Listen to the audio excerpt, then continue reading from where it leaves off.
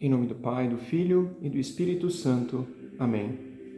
Queridos irmãos e irmãs da comunidade católica Obra de Amor, sejam muito bem-vindos a esse momento de reflexão da Sagrada Escritura, da Santa Palavra de Deus, e que essa palavra para nós seja um verdadeiro sinal de esperança. Vamos começar orando. Ó bom Deus, apesar de nossa pequenez, queremos te agradar nas pequenas coisas do dia a dia. Dai-nos um coração cheio de amor por ti e pela Igreja, para que, amando a ti, amemos também todos os nossos irmãos. Querido irmão, querida irmã, esse dia de hoje, o tempo comum, tempo no qual o Senhor nos acompanha na nossa realidade diária, cotidiana, para transformar esse ordinário, esse comum, vivido com amor, numa realidade extraordinária. E hoje, a Sagrada Escritura vai nos dizer, na palavra que a Santa Igreja nos ensina, no Evangelho de São Marcos, capítulo 6, do versículo 7 ao 13, coisas muito importantes, muito belas, para que eu e você possamos desfrutar. Ele chamou os 12, começou a enviá-los 2 a 2 e deu-lhes o poder sobre os espíritos impuros. Mandou que não levassem nada pelo caminho a não ser um cajado, nem pão, nem sacola, nem dinheiro à cintura, mas que calçassem sandálias e não usassem 2 túnicas. Dizia-lhes ainda: quando entrardes numa casa, permanecei ali até a vossa partida.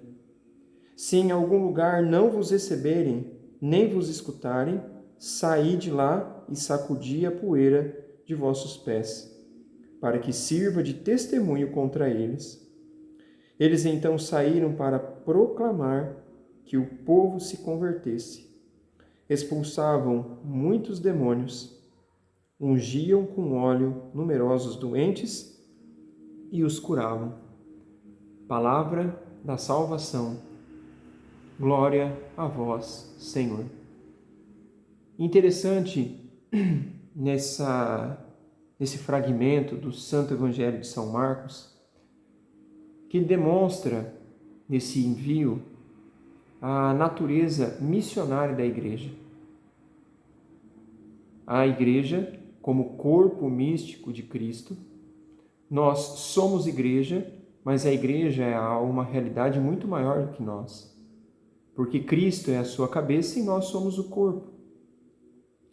E como membros desse corpo, devemos seguir aquilo que o Senhor nos manda. Na nossa liberdade, no nosso livre-arbítrio, nós escolhemos o Senhor e o Senhor escolhe a missão.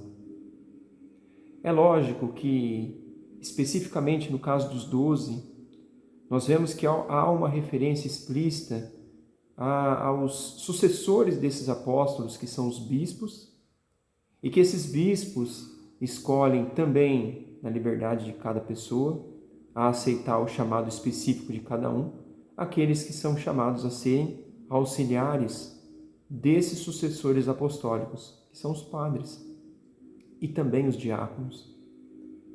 Contudo, há lições preciosas que eu e você podemos tirar dessa passagem de hoje.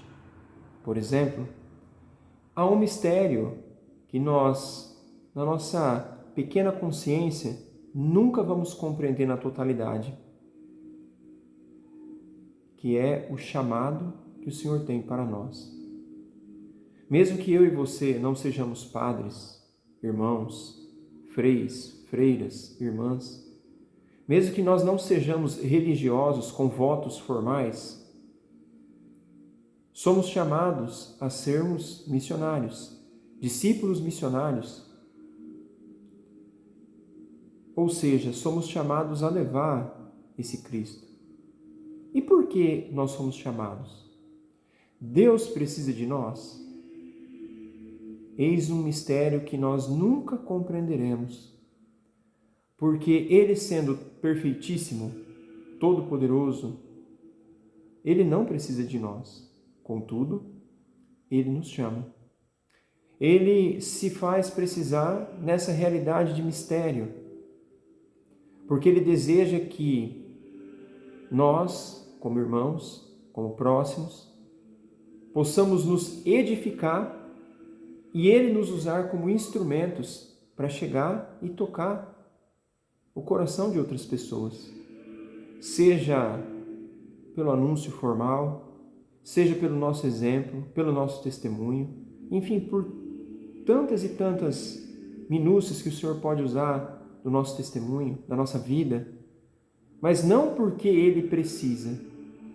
Ele é todo-poderoso, mas Ele se faz precisar. E por que Ele quis assim? Porque Ele quis. Não compete a nós compreendermos isso. O que nos compete é que, com humildade, devemos escolher aceitar ou não a vontade do Senhor. Lógico que nossa escolha há uma consequência natural que haja, mas só pelo fato de que esse Deus que não precisa se faz precisar já é de uma preciosidade para nós incrível. Fomos lembrados por Deus na criação, fomos lembrados por Deus na redenção, fomos lembrados por Deus na ressurreição, em Pentecostes, em todo sempre. E segundo ponto, o desapego.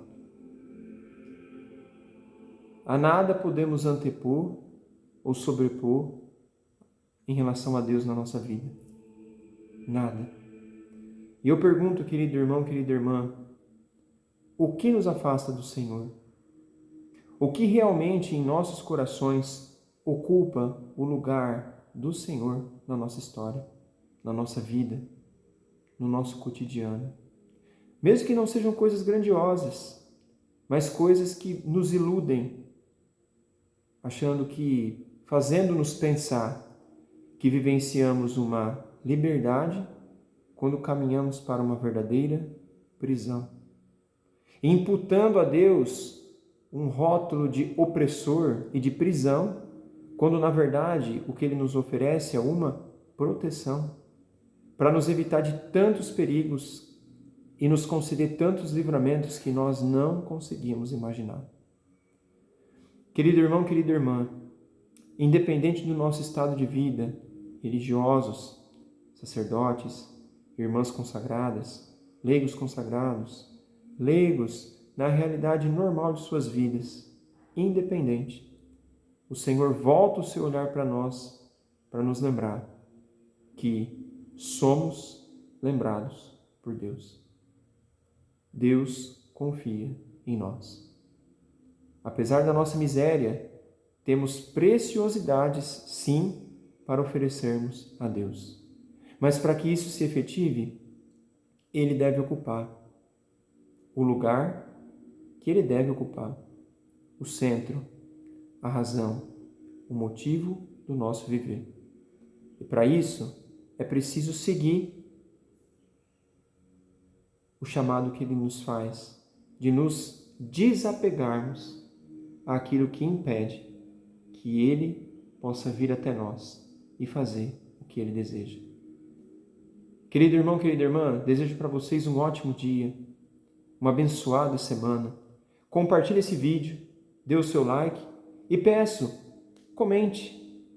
Mesmo que seja uma pequena frase, uma palavra, mas para que esse sinal de esperança possa atingir mais pessoas que necessitam do poder da palavra de Deus em seus corações. Um grande abraço. Deus abençoe.